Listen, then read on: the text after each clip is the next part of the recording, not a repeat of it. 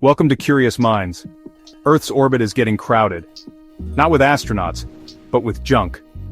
From broken satellites to rocket fragments, we've created a floating landfill in space.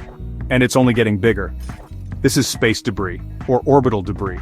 And it includes everything from decommissioned satellites, spent rocket stages, flakes of paint, and even tools dropped by astronauts.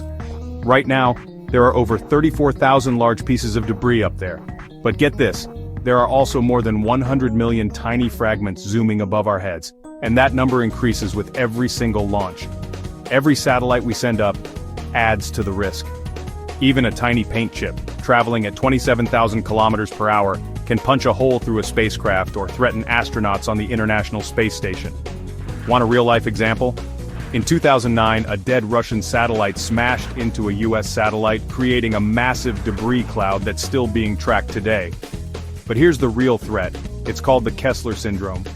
One collision causes more collisions, and soon, Earth's orbit could become so cluttered that launching anything becomes impossible.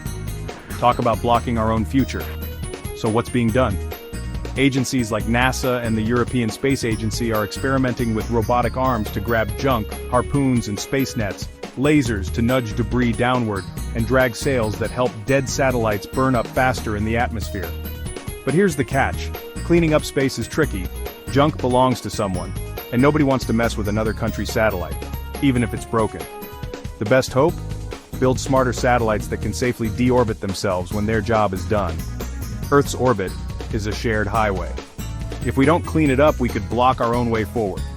If you like this video, please like and subscribe to Curious Minds for more fascinating content.